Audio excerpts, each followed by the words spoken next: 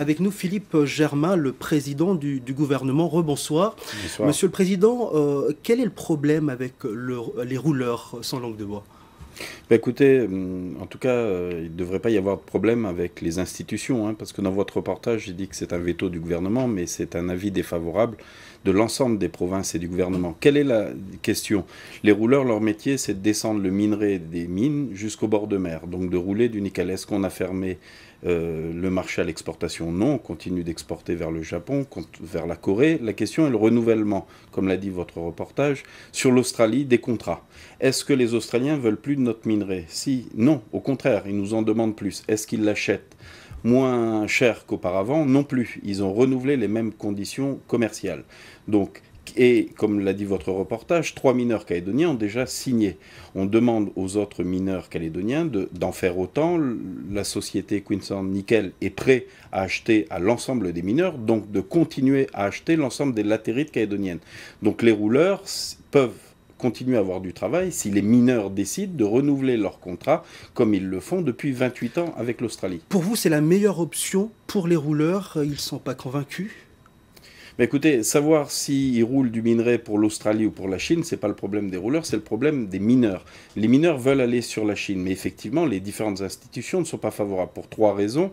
La première, c'est qu'effectivement, on a des règles actuelles qui sont à travers le schéma minier qui dit qu'on doit privilégier la valorisation du nickel localement. Et en attendant, pour donner de l'activité aux mineurs et aux rouleurs, on peut continuer à exporter sans augmentation de volume vers les clients traditionnels. Quels sont les clients traditionnels? C'est le Japon, c'est la Corée et c'est l'Australie.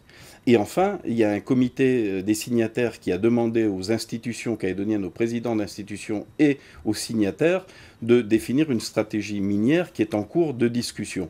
Enfin, aujourd'hui, la question qui se pose stratégiquement, est-ce qu'on doit alimenter la Chine, qui est le principal producteur de nickel au monde, le premier consommateur de nickel, et qui est responsable de la crise du nickel, notamment parce qu'elle a constitué des stocks de minerais qui sont colossaux.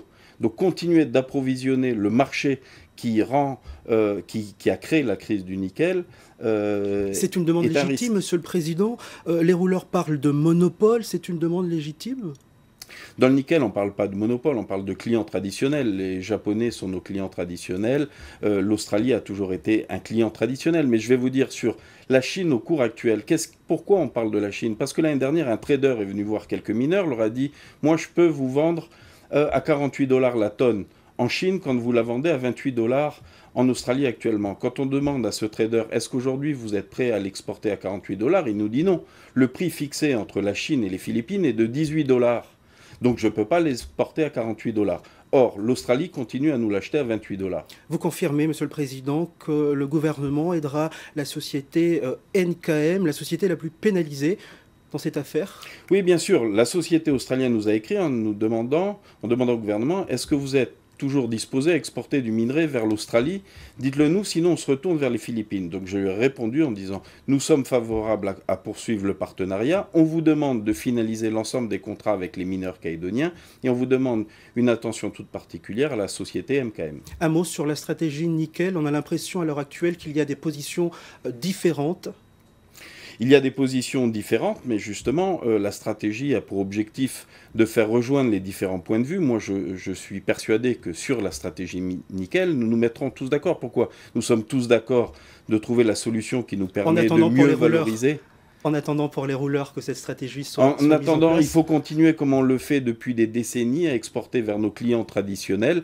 Et puis la question de la Chine se posera le temps voulu. Il ne faut pas se précipiter. On s'est toujours précipité dans la mine et après on regrette. Aujourd'hui, il n'y a pas d'urgence. On peut exporter notre nickel sur l'Australie. Mettons en place une stratégie et voyons ce qu'il convient de faire avec la Chine. Philippe Germain, vous voyez les mineurs demain. Un petit mot là-dessus? Oui, je recevrai les mineurs s'ils me demandent un entretien. Je suis ouvert au dialogue, mais le dialogue, c'est le respect de l'autre. La première rencontre que j'ai eue avec les mineurs s'est mal passée. Ils m'ont retenu dans mon bureau jusqu'à 1h30 du matin pour me tenter d'obliger à signer des exportations sur la Chine. Merci Philippe Germain d'avoir répondu à notre invitation.